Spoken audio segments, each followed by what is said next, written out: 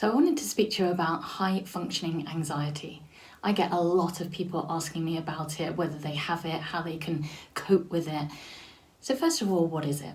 Well, high functioning anxiety is really where you feel like you've got it together. On the surface, everything is going well. You're doing well in your job, your family is together and everything is working well.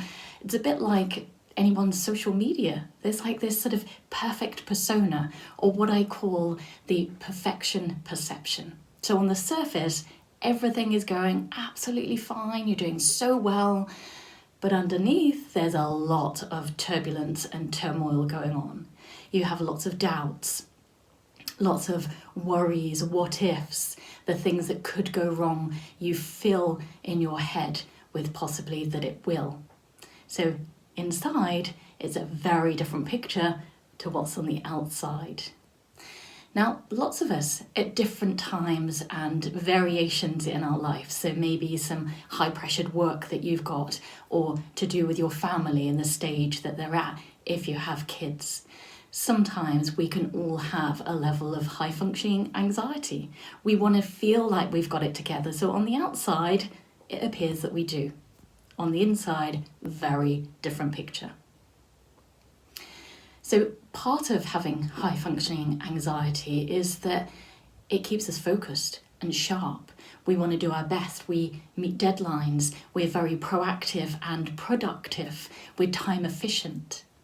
But the rub of that is that we're doubting, always rushing, never quite feeling we're there, never quite feeling we're achieving. Oh, no doubt, no doubt, no doubt. Some people might describe that as the imposter syndrome that maybe we've all felt at one stage or another. Now, way back when I was in my corporate life, I had high functioning anxiety. I would get in the earliest, I would stay the latest, I would be great on my deadlines, but internally I was feeling so much doubt and worry. I was constantly almost feeling like I was looking behind, looking over my shoulder, as if somebody was just about to find me out. They were going to find out the truth. Ever feel like that?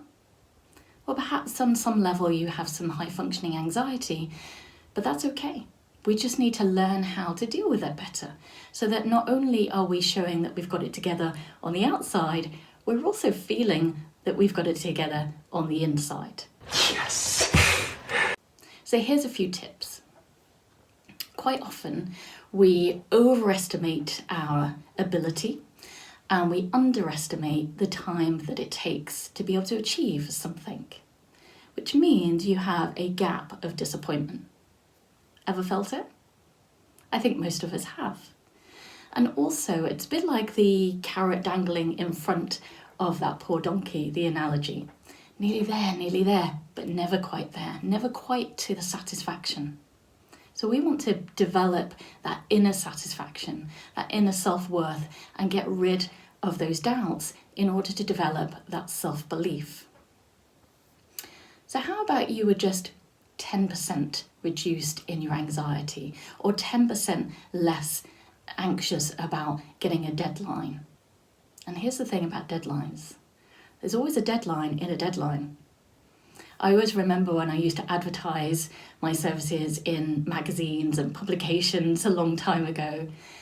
And I always used to ask, yeah, but what's the actual deadline?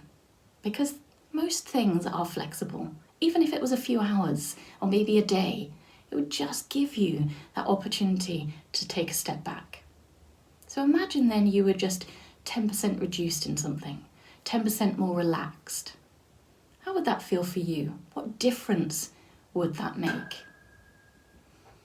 Have a think about it for a moment. Just 10%, just a tiny bit. What we're looking for is progress, not perfection. So then all of a sudden you start to find that you're just a little bit calmer. You don't need to go in so early in the morning or stay so late at night. You find that your inner turbulence is starting to settle a little bit. So you have the gap of disappointment that's starting to reduce, maybe even stops altogether. And when we find balance in our life, it's a huge difference to how we feel internally as opposed to how we come across to other people from our external persona. Another thing that many people mention to me is, I wish I'd learned to say no earlier. So as high-functioning anxiety, we tend to be people pleasers. We tend to want to say yes to everything, not wanting to disappoint anyone at any level. So of course we keep saying yes and yes and yes, and all the while it's piling up internally. How am I going to fit it all in? Why did I say yes? I wish I could say no. Say no. So here's how to say no a little bit more often, but in the right way. You say no or no thank you, and then add on because at the end. No, I can't do that right at the moment because I've got other things to be able to do, but I could possibly do it in a week or so. That might be an example for work. If you've got kids, no, I can't look at this right now. I've got the dinner to make or some other activity, but how about we ... So you're saying no, you're managing your time. You're being more time efficient, but also you're thinking about yourself. So how about you just do those few things over the next few weeks? Just 10% more or 10% less, depending on what it is.